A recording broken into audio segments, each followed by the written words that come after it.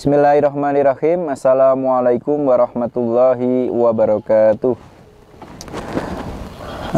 Teman-teman dan pemirsa semua, salam kenal. Saya Sultan Ginyu.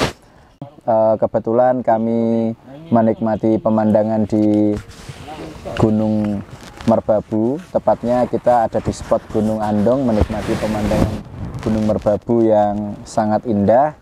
Jika Anda semua belum tahu Gunung Merbabu, tepatnya Gunung Merbabu berlokasi di Jawa Tengah, kota Boyolali. Jangan lupa, jangan segan bagi Anda pecinta alam untuk mengunjungi dan mencoba tantangan mendaki Gunung Merbabu. Hari ini insya Allah kontennya cukup ringan, yaitu membahas tentang bagaimana peran pemuda Islam terutama terhadap perkembangan dunia saat ini. Jika kita melihat hari ini, kita banyak sekali menyaksikan kemaksiatan yang merajalela.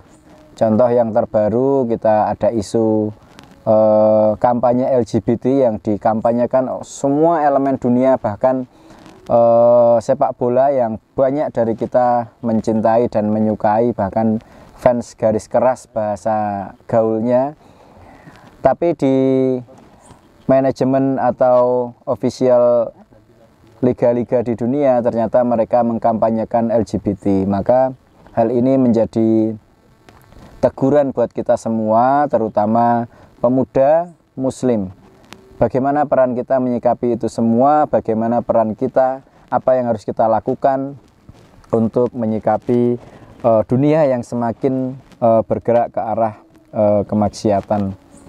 Di sini kami berbicara tentang penyimpangan-penyimpangan itu bukan berarti kita yang paling suci dari dosa dan lain sebagainya.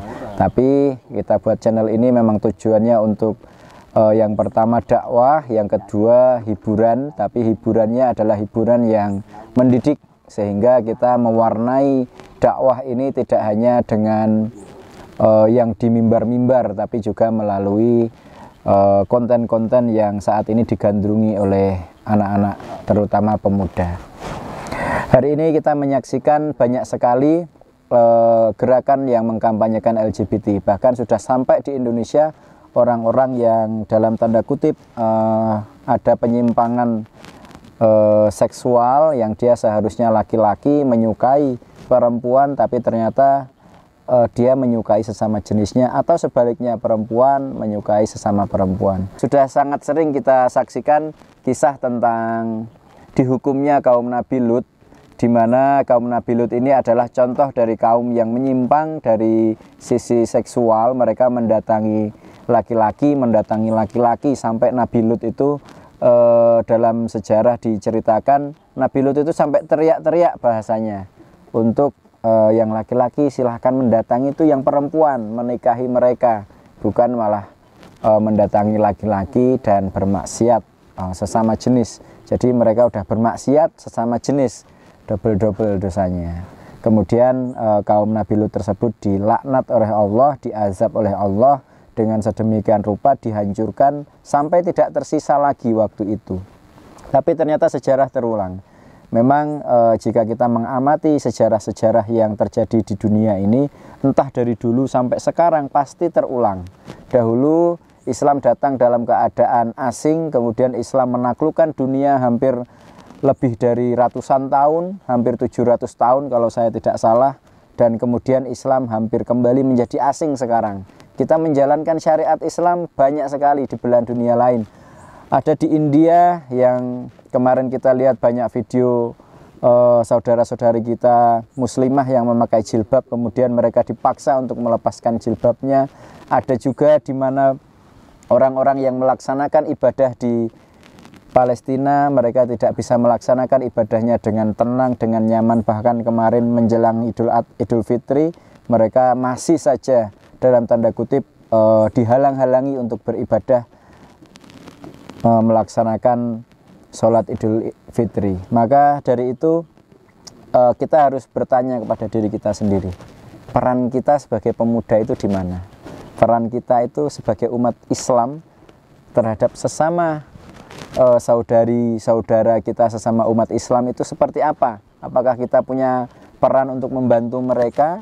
Apakah kita punya peran untuk membuat beban mereka itu sedikit dihilangkan atau dikurangi? Bahkan syukur-syukur kita bisa membantu secara real, secara nyata. Apa yang harus kita lakukan? Yang pertama, mungkin dari saya, menurut kami itu adalah stop mengikuti orang-orang yang dalam tanda kutip tidak jelas. Contoh, public figure yang sering menyebarkan konten-konten yang dalam tanda kutip tidak mendidik, konten-konten yang fun, seru, tapi sesungguhnya menggiring kita kepada kemaksiatan. Ada konten yang dimana anak kecil dan anak kecil sudah saling dijodoh-jodohkan untuk berpacaran, untuk melakukan kemaksiatan dan lain sebagainya. Public figure ini sebenarnya banyak sekali, dan kita bisa melihat bahkan tidak hanya di channel YouTube atau di media sosial, tapi juga di media televisi yang seharusnya ada lembaga sensornya. Yang seharusnya lembaga sensor ini menyaring apa saja sih konten yang bisa ditayangkan dan mendidik anak-anak. Sekarang kebetulan profesi kami sebagai guru. Profesi guru ini sejujurnya bukanlah profesi yang mudah, karena kami di sisi lain harus mendidik anak-anak, tapi di sisi lain anak-anak tersebut mereka mengkonsumsi dalam tanda kutip sampah-sampah yang masuk ke dalam kepala mereka, di mana itu merusak karakter.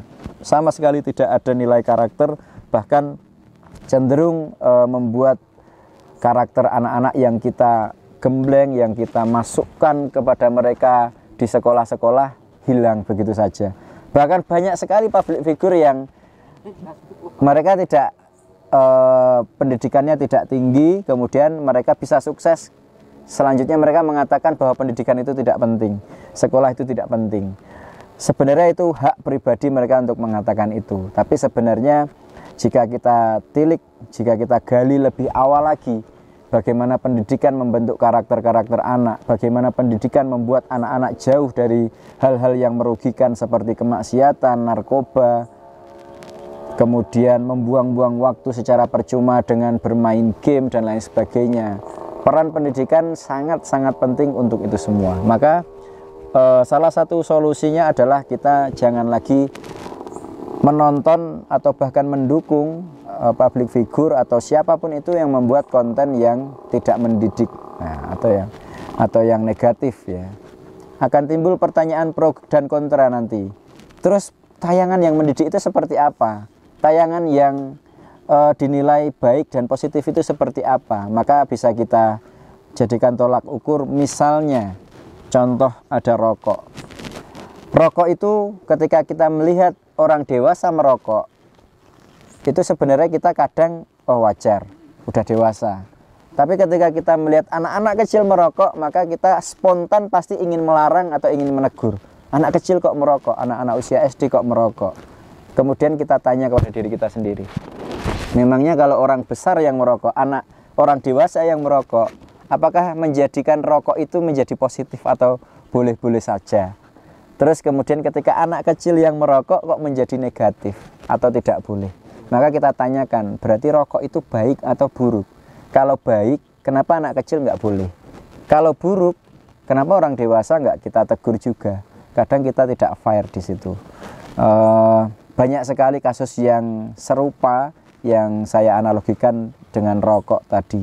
Jadi beberapa sisi kita melihat hal kemaksiatan, keburukan itu wajar karena orang-orang lain sudah melakukan itu.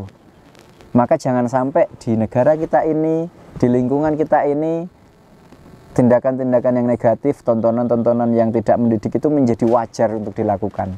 Keburukan tetaplah keburukan meskipun semua orang melakukannya.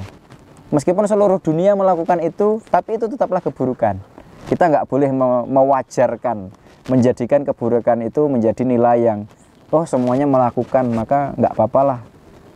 Itu nggak boleh. Maka nanti nilai-nilai Islam akan tergerus dari situ sedikit demi sedikit.